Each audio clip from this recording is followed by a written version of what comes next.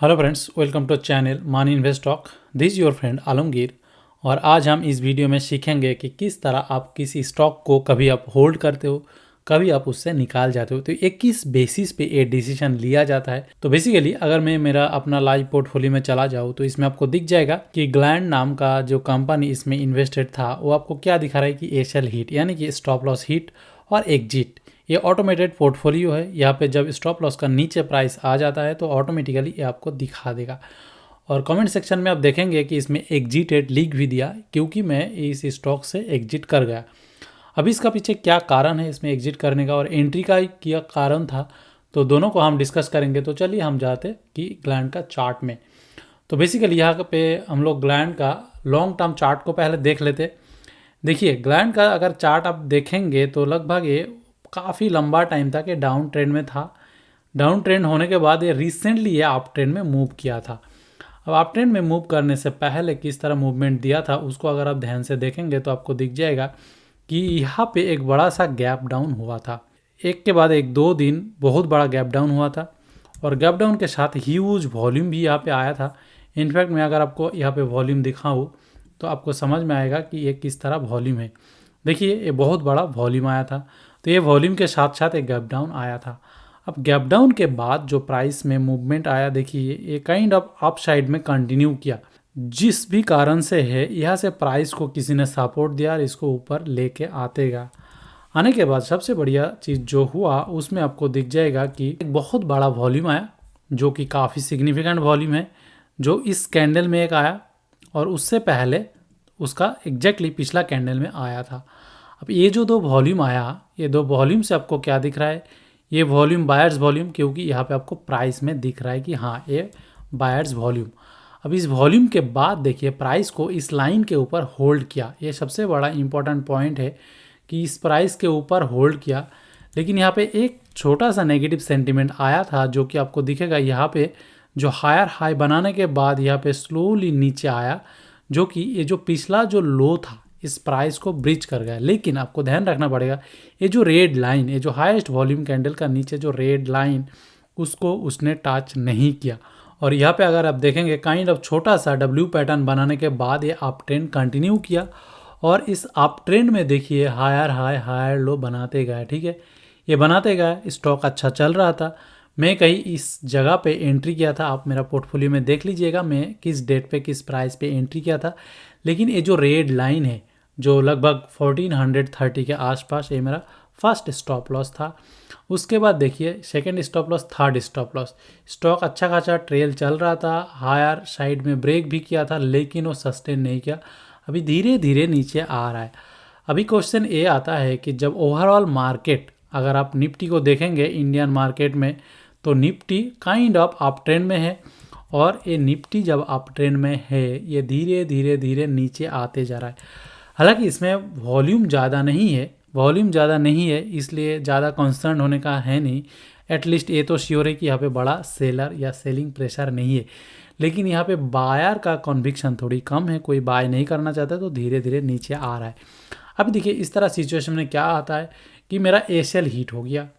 अगर आप Asian heat का देखेंगे तो मेरा जो लगभग 100 डेज़ मैंने इसको होल्ड किया था, 100 डेज़ के बाद भी ये ब्रेक इवन में मैं निकाल रहा हूँ। नो प्रॉफिट नो लॉस, एक काइंड ऑफ एक टाइम लॉस होता है क्योंकि लगभग मैं 3 महीने में इस स्टॉक में रहा।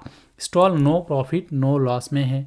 तो इस तरह सिचुएशन में एक्चुअली बुरा लगता है कि आप इसमें लगाए हो, इतना दिन बाद ये स्टॉक नहीं चल रहा है, उल्टा आपका जो प्रॉफिट था वो थोड़ी चला गया। लेकिन दोस्तों देखिए मार्केट में ये पार्ट ऑफ द गेम है, इसमें बुरा लगने का कुछ नहीं है। क्योंकि मान लीजिए कि यहाँ पे मैं इसमें रह जाता हूँ तो क्या होगा, ये और थोड़ी इधर घूमते रहेगा, टाइम खाते जाएगा, फिर मे भी इन फ्यूचर ऊपर आए ना भी आए, डाउन ट्रेंड कंटिन्यू हो। तो दोनों का केस में मेरा नुकसान एक तो ये है कि अगर ये डाउन ट्रेंड कंटिन्यू होता है तो मेरा पैसा नुकसान जाएगा। दूसरा ये अगर डाउन ट्रेंड भी जाता है और टाइम भी खाता है तो दोनों केस में मेरा टाइम एंड पैसा दोनों जाएगा। और अगर ये यहाँ से ऊपर चला जाता है, देखिए वी शेप में डायरेक्ट ऊपर जाने का तो पॉसिबिलिटी बहुत कम होता है, आउट ऑफ 20 या 30 एक ही स्टॉक में होता है, तो मुझे उसमें कोई दुख नहीं होगा। लेकिन इसमें अगर मान लीजिए ऐसा जिग जैग करके नीचे जाता है फिर ये ऊपर जाने का कोशिश करता है तो मुझे दोबारा एंट्री का अपॉर्चुनिटी मिलेगा। क्योंकि इससे पहले वॉल्यूम आया, मुझे पता है कि ये वॉल्यूम बैक्ड शेयर है तो मैं भी ऊपर आएगा, तो कभी भी आए एटलीस्ट वो टाइम तो खाएगा। तो इसलिए मैं वो टाइम से बचने के लिए अभी मैं फ़िलहाल इससे निकल गया।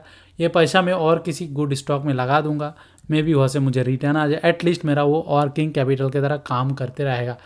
और अगर ये नीचे चला गया तो चला गया, मैं बहुत बड़ा नुकसान से बच गया। अगर ये घूमते रहा तो मैं टाइम से बचा लिया। और अगर ये ऐसा कुछ पैटर्न बना के दोबारा अपसाइड ब्रेक करता है तो मैं दोबारा एंट्री कर जाऊंगा, कोई प्रॉब्लम नहीं है उसमें।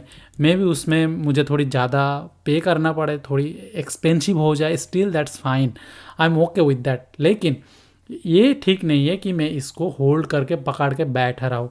मैं उस तरह ट्रेडर नहीं हूँ जी, बहुत लोग करते हैं मुझे पता है, लेकिन मैं पर्सनली उस तरह नहीं करता हूँ। उसका कारण मैंने आपको बताया। इस तरह स्टॉक एक ही केस में मेरे से छूट सकता है, अगर एक मान लीजिए काल ही ऐसा मूव कर जाए, लेकिन वो नॉर्मली नहीं होता है, वो रेयर से रेयरेस्ट केस है। अगर उस तरह हो भी जाता है तो मुझे कोई दुख नहीं है, क्योंकि हर स्टॉक वो 20-30 स्टॉक में अगर ऐसा कोई एक होगा तो उसमें कोई टेंशन की बात नहीं है, उसको आप छोड़ ही दीजिए। दूसरा, जो हेल्दी मूवमेंट के साथ आपको ऊपर रिटर्न देगा उसी पे आप फोकस कीजिए। ठीक है दोस्तों, तो यही बेसिस पे यहाँ पे प्रॉफिट आने के बाद भी मैंने यहाँ पे एग्जिट कर गया, इसमें मैंने वो पैसा को खाली करने के लिए। तो मैं उम्मीद करता हूँ कि इसका जो एग्जिट रूल है क्या देख के इसमें एग्जिट किया गया, और जिसमें वॉल्यूम को देखिए ज़्यादा ध्यान नहीं दिया गया, क्योंकि यहाँ पे अगर और अच्छे से देखेंगे तो यहाँ पे देखिए सेंटीमेंट नेगेटिव करने के लिए यहाँ पे एक हेड एंड शोल्डर पैटर्न भी बना, जो नीचे की तरफ इसको ब्रेक किया। मैंने हेड एंड शोल्डर के ऊपर एक बहुत अच्छा वीडियो बनाया था, जिसका लिंक नीचे डिस्क्रिप्शन बॉक्स में दे दूंगा, आप उसको देख लीजिए। तो जब हेड एंड शोल्डर का नीचे ब्रेक होता है तो इसमें एक डाउन ट्रेंड शुरू होता है या होने का चांसेस है। दूसरा ये है कि ये लोअर हाई लोअर लो बनाने लगा, तो ये डाउ थ्योरी का अकॉर्डिंग ये डाउन ट्रेंड इंडिकेट करते, तो मैं उसमें नहीं रहूँगा। तो इतना सारा नेगेटिव सेंटिमेंट है और पॉजिटिव का ज़्यादा कुछ है नहीं। दूसरा, री एंट्री का अपॉर्चुनिटी तो कभी भी आ सकता है, तो इसलिए इससे एग्जिट किया गया। ठीक है दोस्तों, मैं उम्मीद करता हूँ कि आपको समझ में आया होगा। अगर कुछ क्वेश्चन है तो ज़रूर कमेंट बॉक्स में लिखिए, और चैनल को सब्सक्राइब कीजिए, दोस्तों के साथ शेयर कीजिए। चलिए मिलते हैं नेक्स्ट वीडियो में, बाय बाय।